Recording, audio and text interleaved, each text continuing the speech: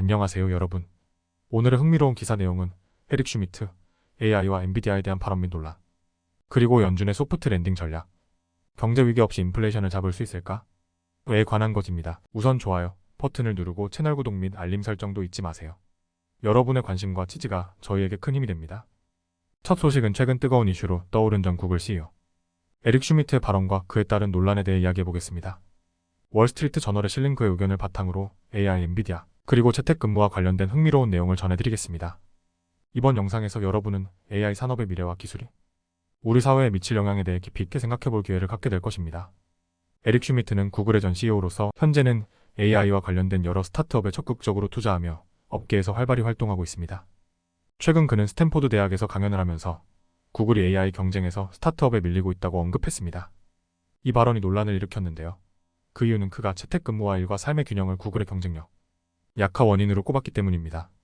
슈미트의 발언이 주목받은 이유는 그가 단순히 AI 기술에 대해 이야기하는 것을 넘어 이러한 변화가 기업의 경쟁력에 어떤 영향을 미칠 수 있는지를 지적했기 때문입니다. 그는 구글이 과거와 달리 승리를 최우선으로 두지 않고 있다고 비판하며 재택근무가 경쟁력을 약화시킨다고 주장했습니다. 그러나 이 발언이 논란이 되자 슈미트는 이를 철회하고 구글의 근무 시간에 대해 잘못 말했다고 해명했습니다. 그럼에도 불구하고 슈미트가 AI와 관련하여 던진 중요한 메시지들은 간과될 수 없습니다. 첫 번째로 그는 곧 출시될 매우 강력한 AI 에이전트에 대해 언급했습니다. 이 에이전트는 간단한 지시만으로도 복잡한 결과물을 만들어낼 수 있는 능력을 갖출 것이라고 예측했죠. 특히 화학과 같은 전문 분야에서 AI가 지식을 습득하고 이를 바탕으로 새로운 개념을 이해하게 될 것이라고 설명했습니다. 또한 그는 AI 모델을 구축하는 데 엄청난 비용이 든다고 강조했습니다. 현재 대기업들은 이러한 AI 인프라를 구축하기 위해 수십억에서 수천억 달러를 투자하고 있다고 합니다. 슈미트는 오펀AI의 샘 알트먼이 AI 인프라 구축에 3천억 달러가 필요하다고 말한 것을 인용하면서 AI 발전을 위한 자본의 중요성을 강조했습니다. 그는 또한 엔비디아가 AI 산업에서 차지하는 중요성을 강조했습니다. 엔비디아 CUD의 플랫폼이 현재 가장 중요한 AI 프레임워크와 라이브러리를 실행할 수 있는 최적의 도구로 평가받고 있기 때문인데요. 슈미트는 차세대 AI 투자가 거의 모두 엔비디아에 집중될 가능성이 높다고 예측했습니다. 따라서 엔비디아의 주식이 크게 상승할 가능성을 언급하며 투자자들에게 큰 관심을 받을 것으로 보입니다.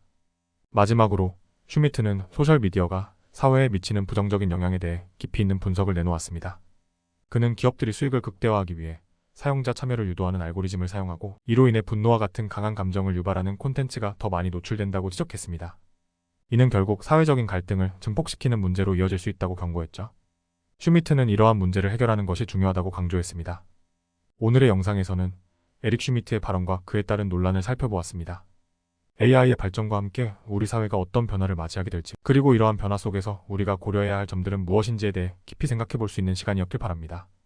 에릭 슈미트의 발언은 단순한 논란을 넘어서 우리가 미래를 준비하는 데 중요한 메시지를 담고 있습니다.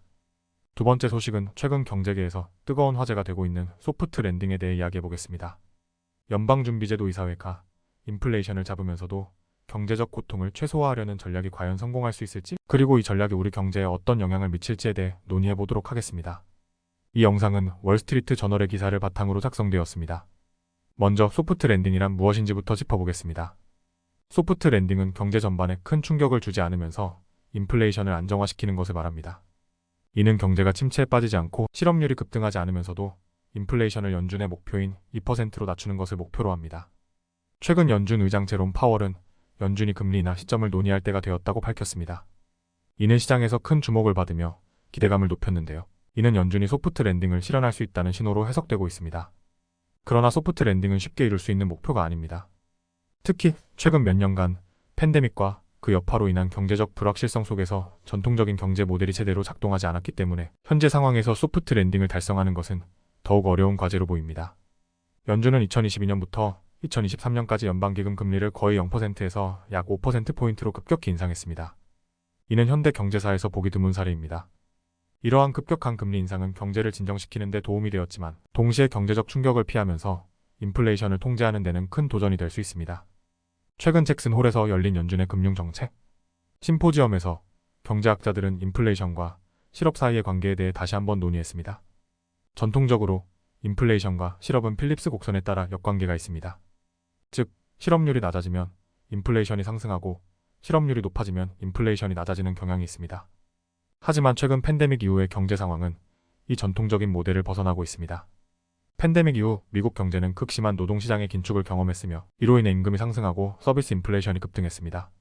그러나 흥미로운 점은 최근 들어 노동시장이 점차 완화되면서도 실업률이 크게 상승하지 않고 인플레이션이 점진적으로 낮아지고 있다는 것입니다. 이는 과거와는 다른 새로운 경제적 현상을 나타냅니다. 또한 연준은 단순히 금리 조정만으로 경제를 관리하지 않습니다. 정책을 발표하는 방식과 대중에게 전달하는 메시지도 중요한 역할을 합니다. 연준이 경제 주체들에게 정책의 신뢰성을 확신시키는 것이 중요한데요. 이는 금리 인상이나 인하 자체만큼이나 중요한 요소입니다. 결국 연준의 소프트 랜딩 전략은 앞으로도 계속 시험대에 오를 것입니다. 노동시장의 추가적인 완화가 경제 전반에 어떤 영향을 미칠지, 그리고 연준이 금리 인하를 통해 경제를 어떻게 안정화시킬 수 있을지 지켜봐야 할 것입니다. 이 전략이 성공한다면 이는 매우 주목할 만한 성과가 될 것입니다. 전례 없는 팬데믹 이후의 경제적 충격 속에서도 경제 침체를 피하면서 인플레이션을 안정화시키는 것은 쉽지 않은 일이기 때문입니다. 오늘의 영상에서는 연준의 소프트 랜딩 전략과 그 가능성에 대해 논의해 보았습니다. 경제는 복잡하고 예측하기 어려운 요소가 많지만 이러한 분석을 통해 우리가 미래를 준비하는 데 도움이 되었길 바랍니다. 오늘은 여기까지입니다.